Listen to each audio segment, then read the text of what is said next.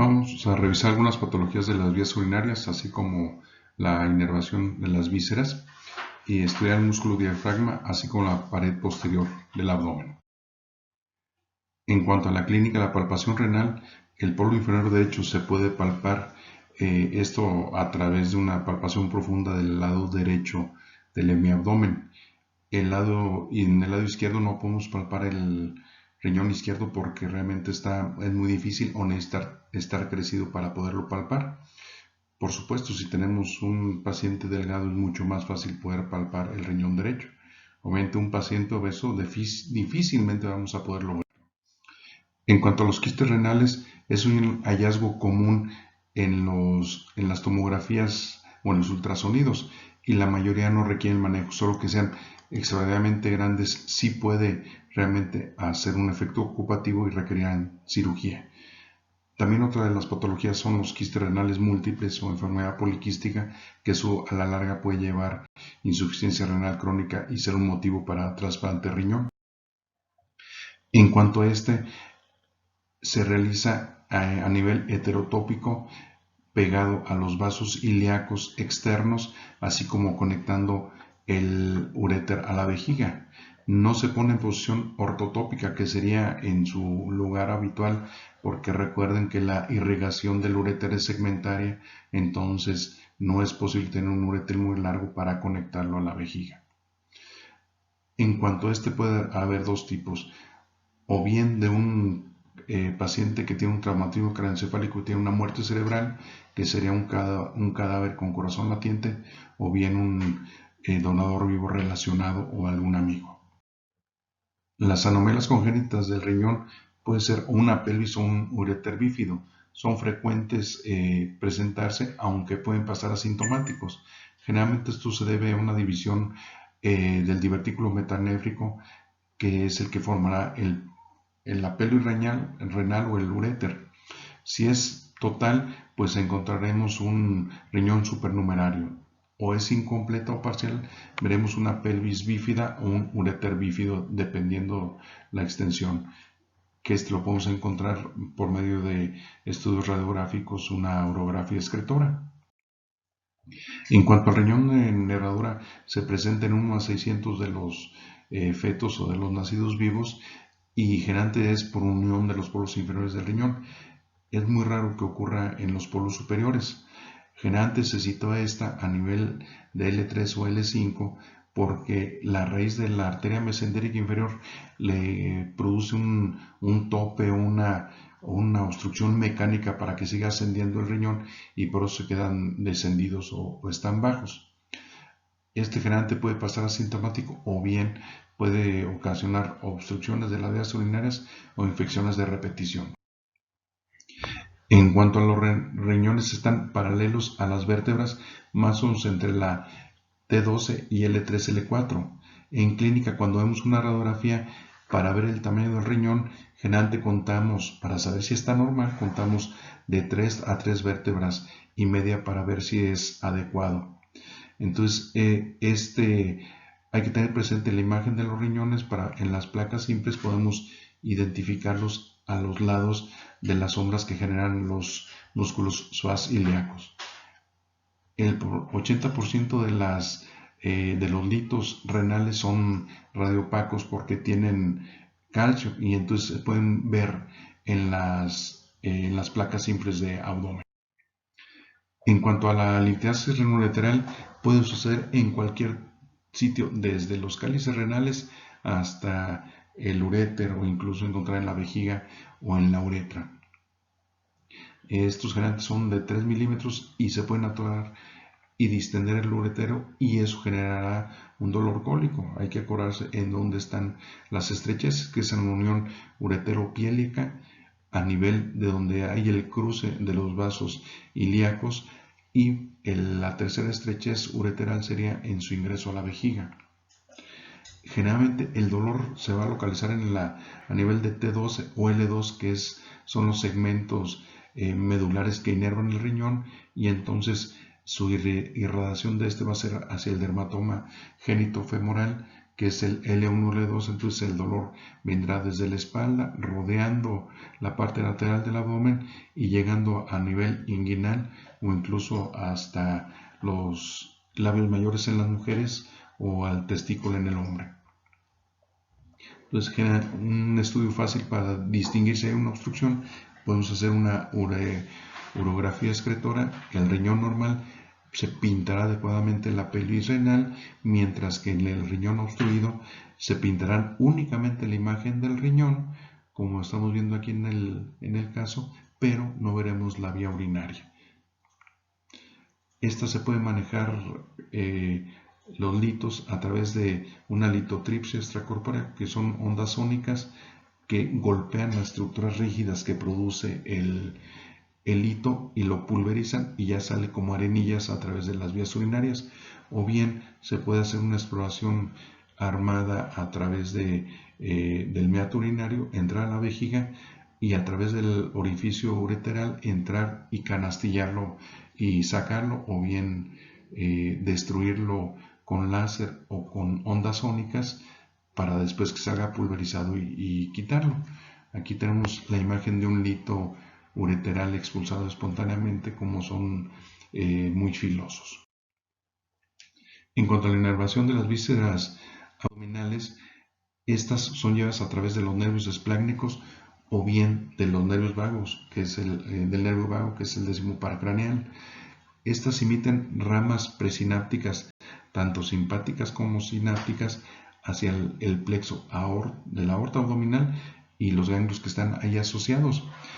Y ya que hacen sinapsis aquí, las simpáticas van a través de las fibras periarteriales o acompañando a los grandes vasos, y las fibras parasimpáticas atravesaron estos ganglios sin hacer sinapsis para llegar hasta las vísceras. Los plexos autónomos son redes que rodean a la aorta y abdominal y a los grandes vasos que salen de esta, y van a llevar las fibras, como ya lo hemos dicho, simpáticas y parasimpáticas.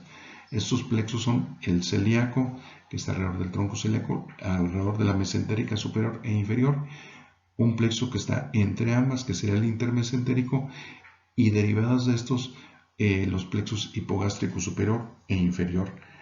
Y por último, a donde llegarían las fibras parasimpáticas presinápticas, que sean a nivel de los ganglios de las vísceras. La inervación simpática son por los nervios esplácnicos abdominopélvicos, que salen a través de los ganglios simpáticos prevertebrales y del plexo aórtico y extendiéndose a través de los vasos arteriales. Estos son mixtos, tanto ya en fibras eferentes y aferentes hacia las vísceras, con la finalidad de llevar efecto vasoconstrictor y sensitivo doloroso. ¿Cómo se forman estos? Estas fibras se originan en el asta intermedio lateral a nivel de T5 a L2, L3. Después atraviesan las raíces anteriores y los ramos anteriores del nervio espinal para llegar a los ganglios simpáticos de la cadena paravertebral. Aquí no hacen sinapsis y salen como nervios o como nervios esplácnicos para llegar a los ganglios prevertebrales abdominales. Estos nervios serían el esplácnico mayor de T5 a T9, ocasionalmente T10, o esplácnico menor T10, T11, y el imo, que sería T12, como lo habíamos visto en tórax. Estas fibras van a llegar a los ganglios simpáticos celíaco, mesentérico superior e inferior, que son prevertebrales, así como el aórtico renal, con la finalidad de hacer sinapsis y de ahí ir acompañando a los vasos arteriales y llevar esta inervación simpática.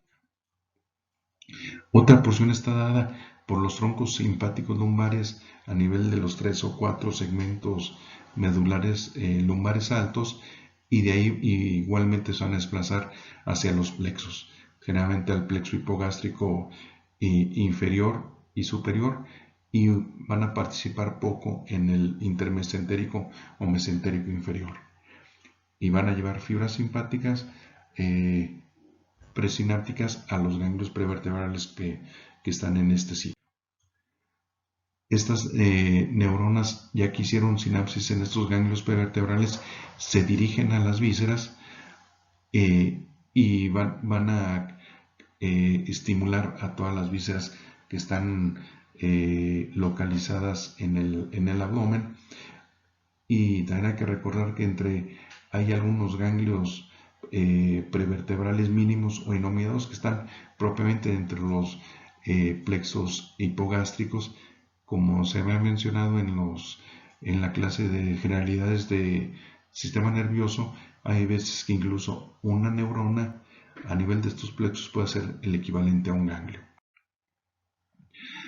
Entonces, la sinapsis se lleva a nivel de los ganglios prevertebrales, excepto las fibras que van a ir a la glándula suprarrenal. Recuerden que la glándula suprarrenal va a funcionar como si fuera el ganglio para hacer la sinapsis o liberar ahí los neurotransmisores. Su acción, como les comenté, va a ser vasoconstricción. Obviamente, cuando hay una vasoconstricción a nivel de vísceras abdominales, esto conlleva secundariamente una inhibición de la secreción y también por su acción directa hacia el músculo liso del tubo digestivo a disminuir la peristalsis. En cuanto a la inervación parasimpática, va a ser por los vagos anterior y posterior, aunado también a los nervios esplácnicos pélvicos. Van a ser los plexos abdominales autónomos que van a estar alrededor de las arterias o de los grandes vasos, así como los ganglios intrínsecos que están dentro de las vísceras o entéricos. Que aquí tendremos esquemáticamente en la porción más inferior y en la pelvis cómo estarían saliendo los nervios esplácnicos pélvicos. Aquí estarían esquematizados los ganglios periarteriales a nivel de tronco celíaco mesentérico superior, y aquí estarían esquematizados los plexos a nivel mientérico. En cuanto a los troncos vagales, hay que recordar que el derecho y el izquierdo son a nivel de tórax. Conforme van bajando y ya hicieron el plexo perisofágico, lo que es el tronco derecho se irá posterior y el tronco izquierdo quedará anterior a nivel del estómago. Estas llevan fibras presinápticas parasimpáticas, así como recogerán sensaciones viscerales inconscientes para el reflejo, como la náusea, a nivel de los plexos periarteriales. Estas no van a llevar fibras dolorosas ni viscerales ni somáticas. En cuanto al plexo celíaco, está alrededor del tronco celíaco y de sus ramas. Va a estar compuesta por fibras parasimpáticas y de la rama, principalmente la rama posterior del vago, y que conlleva o lleva ramas a nivel que se toman a nivel del plexo esofágico, del vago derecho y del izquierdo, así como fibras simpáticas de los nervios esplácnicos mayor y en menor grado del nervio esplácnico menor. En cuanto al plexo mesentérico superior, rodea a la arteria mesentérica superior y tiene dos componentes, una raíz media y dos laterales. La raíz media es una prolongación del plexo celíaco y las laterales serán la llegada de los nervios esplácnicos menor e imo. En cuanto al intermesentérico, está entre el mesentérico superior e inferior, y generalmente dará ramas para el plexo renal, gonadales y así como de los ureteros. En cuanto al plexo mesentérico inferior, esta acompaña a la mesentérica inferior y tiene un componente medial del plexo intermesentérico, así como de las raíces laterales de los ganglios lumbares de los troncos simpáticos. Y por último, en cuanto a los ganglios intrínsecos parasimpáticos, estos van a ser tanto los mientéricos de Auerbach a nivel de la capa muscular del estómago y del resto del tubo digestivo, así como el plexo submucoso de Meissner, tanto para las fibras musculares submucosas y de las glándulas. En cuanto al hipogástrico superior, se forma de los plexos intermesentérico y mesentérico inferior. Es una está localizado a nivel de la aorta, a nivel de su bifurcación, y este va a dar inervación también a los ureteros conforme van descendiendo, al igual que a los gónadas y a los vasos ilíacos comunes. Y estos van a dar un nervio hipogástrico derecho e izquierdo que a su vez llegarán al plexo hipogástrico inferior. Este está formado por la llegada del plexo hipogástrico superior, así como de los nervios esplácnicos pélvicos, que irán rodeando a las vísceras pélvicas, como sería el recto, el cuello de la uterina y el cuello uterino y la vejiga para su inervación. Estos van a recibir las ramas sacras de los segmentos S2 a S4 como nervios esplácnicos pélvicos, y va a ser la mezcla hipogástrico inferior de las ramas simpáticas de los nervios hipogástricos inferiores y las ramas sacras. Y entonces ya entrarán a las paredes de las vísceras igualmente para tener o motilidad o bien vasoconstricción. En cuanto a los esplácnicos pélvicos, lo comentamos, son ramos parasimpáticos de la porción cráneo-sacra del parasimpático y son de los ramos anteriores de S2 a S4. Y van a conducir fibras presinápticas hacia el plexo hipogástrico, presinápticas parasimpáticas, y van a terminar en las vísceras donde están los ganglios intrínsecos de las vísceras. Entonces, en resumen, la inervación parasimpática va a ser a nivel del vago todo el tubo digestivo alto hasta 2/3 partes del colon, y la porción inferior o de la porción parasimpática va a venir de la porción sacra de S2 a S4 a través del plexo hipogástrico inferior. En cuanto al sistema nervioso entérico, viene desde el esófago medio hasta el esfínter anal interno, y entonces el mientérico va principalmente a tener acción sobre la motilidad, mientras que el submucoso va a ser tanto secretora como una micromotilidad de las glándulas del tubo digestivo, y una acción vasomotora e inmunomoduladora. Y estas neuronas motoras van a llegar a estos ganglios intrínsecos para tener su efecto parasimpático, para incrementar la motilidad, mientras que ellos, la inervación parasimpática, va a ser una función inhibitora y vasoconstrictora. En cuanto a las fibras aferentes viscerales, las que llevan dolor van a viajar de forma retrógrada acompañando a las fibras simpáticas, van a atravesar los ganglios prevertebrales y paravertebrales, van a entrar al ramo anterior del nervio espinal, van a entrar o atravesar el ganglio sensitivo a través de la raíz posterior del nervio espinal y entrar hacia las columnas posteriores de la médula espinal. Y es donde van a dar la sensación dolorosa de estas vísceras a nivel de ese segmento medular. En cuanto a la inervación aferente dolorosa visceral, hay que recordar que el intestino anterior es llevado o inervado principalmente por el esplácnico mayor. Entonces todas las vísceras que están a nivel de inervadas por ellas va a ser o van a llegar a los segmentos medulares de T5, T9. En cuanto al intestino medio, llegarán a los segmentos medulares T10, T11, que es a través del esplácnico menor, y del intestino posterior a través del himo, que van a ser a nivel de T11 o L2, mientras que el colon descendente y sigmoides, el dolor visceral va a ir a través de las fibras parasimpáticas. Es el único sitio donde el dolor visceral va a ir a través de fibras parasimpáticas. Todo el resto del dolor visceral siempre irá a través de fibras simpáticas. Y aquí tendríamos el esquema de lo que sería embriológicamente el origen o la formación del tubo digestivo. Entonces vemos que la arteria o el tronco celíaco se encarga de irrigar al estómago, al hígado, a las vías biliares y así como el páncreas. Entonces todo el dolor que se localiza en esta área y que está irrigada por el tronco celíaco, el dolor se va a irradiar a T5 o T9.